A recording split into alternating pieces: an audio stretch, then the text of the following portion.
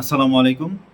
গত কয়েকদিন আগে জাতীয় ইত্তেফাক পত্রিকা একটা রিপোর্টে তারা প্রকাশ করেছে ফুটপাতে চটপটি খাচ্ছেন নাকি সাতকুঠি জীবাণু খাচ্ছেন।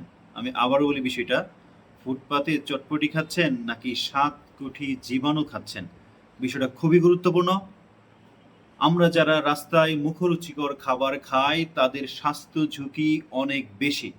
কারণ আক্রান্ত ব্যক্তি যদি এই ধরনের খাবার তৈরি করে, সাধারণত হেপাটাইটিস এ থেকে ই রোগে আক্রান্ত কোনো ব্যক্তি যদি তাদের তাদের সংস্পর্শে, সাধারণত তারা যেটা করে ম্যাক্সিমাম এটাই সন্দেহ করে যে তারা হয়তো ওয়াশরুমে গিয়ে ঠিকমতো হাত ধোয় না, সাবান দিয়ে হাত ধোয় না, এবং হচ্ছে যে পানি দিয়ে তারা ফুচকার প্রক্রিয়াকরণ করে এই পানিগুলো ময়লা পানি থাকে।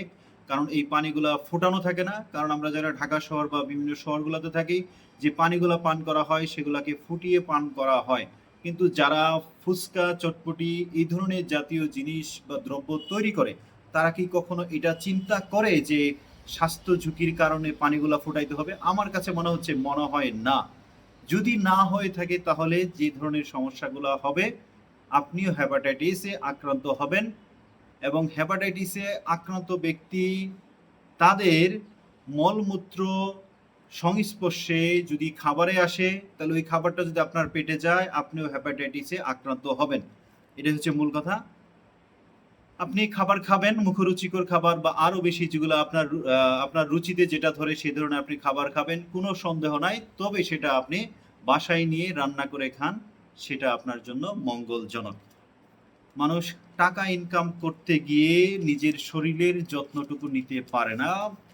ফলে দেখা যায় যখন হাসপাতালের বেডে যখন সে শুয়ে থাকে, তখন তার টাকা কিন্তু কাজ করে না।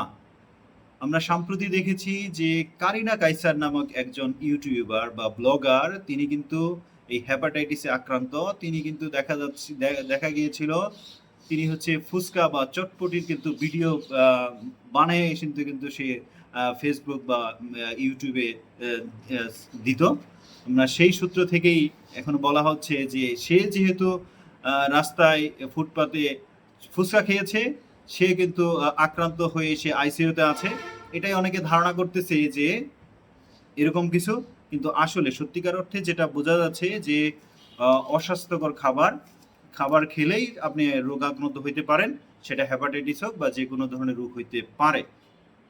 আমরা যারা ফুচকা চটপটি বা চটপটি বা কি বলছে ফুচকা টক জাতীয় যে খাবারগুলো খাবো, সেটা আমরা বাসায় প্রক্রিয়াকরণ আমরা করে খেতে পারি, যদি একান্তই খেতেই হয়।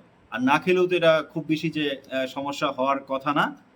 তাই আপনারা সবাই নিজের স্বাস্থ্যের যত্ন নেন। এখনই যদি স্বাস্থ্যের যত্ন না নেন, পরবর্তীতে দেখা যায় যে কোনো ধরনের সমস্যা হইলে সেক্ষেত্রে আর সুযোগ থাকে না স্বাস্থ্যের যত্ন নেওয়ার। ধন্যবাদ সবাইকে।